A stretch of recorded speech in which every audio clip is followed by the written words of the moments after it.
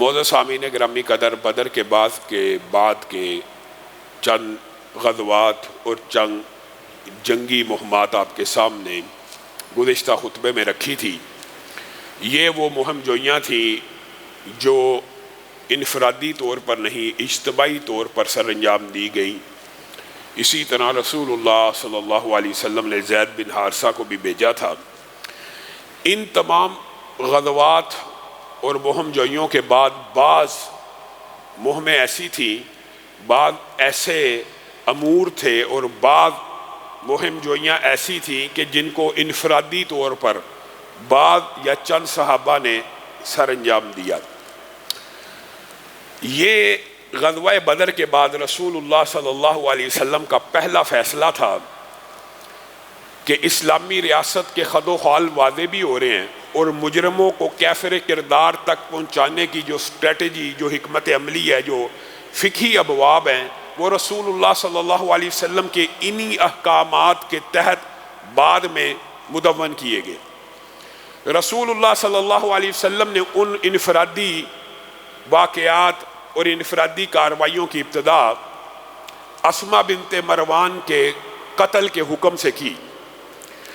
اور یہ اسلامی فقہ کا، شریعت کا ایک لمبا چوڑا باب ہے کہ انفرادی طور پر ریاست کب کسی شخص کو قتل کرنے کا حکم دے سکتی ہے۔ یہاں پہ ایک بات یاد رکھنے کی ضرورت ہے کہ رسول اللہ صلی اللہ علیہ وسلم کے بارے میں امی عائشہ نے کہا تھا، انہوں نے اپنی ذات کا،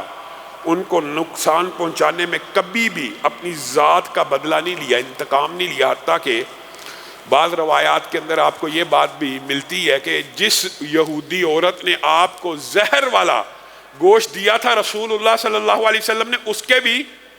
قتل کا حکم نہیں تھا دیا۔ بعض روایات میں یہ بات بھی آتی ہے۔ تو یہ کیا ہوا کہ اچانک رسول اللہ صلی اللہ علیہ وسلم نے بدر کے بعد چنیدہ اور چیدہ کفر کے جو سرخیل تھے ان کے قتل کے احکامات جاری کیے۔ تو بنیادی طور پر یہ احکامات رسول اللہ صلی اللہ علیہ وسلم نے جاری نہیں تھے کیے، بلکہ آسمان کی بلندیوں سے، عرش کی بلندیوں سے رب تعالیٰ نے یہ قانون نازل کیا کہ اب جب اسلامی ریاست اسٹیبلش ہو گئی ہے، اسلامی ریاست کے حد و حال واضح ہو گئے ہیں، تو جو بھی توہین رسالت کرے گا اس کی سزا سرتن سے جدا ہو جائے گی۔ اور یہ رسول اللہ صلی اللہ علیہ وسلم کی ذات تھی جس کو یہ اختیار حاصل تھا، وہ چاہیں تو کسی کو معاف کر دے، کسی کو وہ چاہیں تو معاف اللہ کی مرضی سے کر دے۔ امت محمدیہ کے اوپر ان اصولوں کے بعد کسی شخص کو ایسے معاف کر دینے کی اجازت موجود نہیں ہے۔ اور یہ بات بھی یاد رکھیے، آج جو یہ 3 واقعات آپ کے سامنے رکھنے ہیں، ان میں سے بہت سے فقہی ابواب بھی نکلتے ہیں۔ پہلے اسما بنت مروان کا جو قتل کا حکم ہے وہ رسول اللہ صلی اللہ علیہ وسلم کی حجب کرنے کے اوپر ہے، وہ رسول اللہ صلی اللہ علیہ وسلم کی توہین کرنے کے اوپر ہے، مسلمانوں کو اذیت دینے کے اوپر ہے، مسلمان عورتوں کی توہین کرنے کے اوپر ہے۔ تو رسول اللہ صلی اللہ علیہ وسلم نے کہا تھا، کون مجھے اس کی اذیت سے نجات دے گا؟ عمیر بن عدی نبینا صحابی ہیں، انہوں نے رسول اللہ صلی اللہ علیہ وسلم سے وعدہ کر لیا اور طاق میں رہے، اور جب اپنے کام کو پورا سر انجام دے دیا تو رسول اللہ صلی اللہ علیہ وسلم کی بارگاہ میں آئے اور کہنے لگے میں نے کوئی غلط کام تو نہیں کیا؟ تو رسول اللہ صلی اللہ علیہ وسلم نے مجمع کو مخاطب ہو کے یہ بات کہی تھی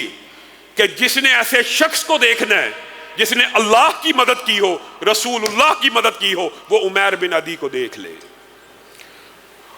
اور لا ينتطح فیہا انزان، یہ جو محاورہ عربی کا، یہ رسول اللہ صلی اللہ علیہ وسلم نے انہی کے بارے میں بولا تھا کہ عمیر تو کیا بات کرتا ہے، اس کے بدلے میں ایک نکسیر کو بھی پھوڑا نہیں جائے گا؟ تو سمجھتا ہے کہ اس کے بدلے میں دیت یا قصاص لیا جائے گا؟ اس کے بدلے میں تو ایک نکسیر بھی نہیں پھوڑی جائے گی۔ اور عمیر کو دعائیں بھی دیں، اور رسول اللہ صلی اللہ علیہ وسلم نے گویا فقہی طور پر اس بات کی نشاندہی کر دی کہ ملعونین اینما ثقفوا اخذوا وقتلوا تقتیلا۔ بعض ساتھی یہ سمجھتے ہیں کہ توہین رسالت کی سزا قرآن پاک میں موجود نہیں ہے۔ ملعونین اینما ثقفوا، ان کے اوپر اللہ کی لعنت بھی ہے، ان کو پکڑا بھی جائے گا۔ اخذوا وقتلوا تقتیلا، اچھی طرح قتل کیا جائے گا۔ توہین رسالت کی یہاں پہ جو سزا ہے شریعت میں، اس کے حوالے سے اگر کوئی تفصیل سے پڑھنا چاہتا ہے تو امام ابن تیمیہ کی کتاب پڑھ سکتا ہے کہ شاتم رسول کی جو شرعی سزا ہے الصارم المسلول، اس کے بارے میں عربی کی جو کتاب ہے اس کا اردو ترجمہ ہو چکا ہے، اس کے اندر بالتفصیل یہ واقعات موجود ہیں۔ اگرچہ بعض لوگ اس روایت کی سند کے اوپر اعتراض کرتے ہیں، اسما بنت مروان، لیکن رسول اللہ صلی اللہ علیہ وسلم کی دیگر احادیث عمیر کے بارے میں جو آتی ہیں، یہ ثابت ہوتا ہے کہ رسول اللہ صلی اللہ علیہ وسلم نے ان کو اس واقعے کے بعد جو بہت سے خطابات دیے تھے، ایک تو یہ کہا تھا اس نے اللہ کی مدد کی ہے، ایک تو یہ کہا تھا کہ اس نے رسول اللہ کی مدد کی ہے، اور دوسرا یہ بات بھی کہی تھی کہ عمیر کو آج کے بعد کوئی نابینا نہ کہے، عمیر کو آج کے بعد کوئی اندھا نہ سمجھے، یہی بصیر و بینا ہے، یہی دانا ہے، یہی عقل مند ہے، اس کی بصیرت کا کوئی اور مقابلہ نہیں کر سکتا۔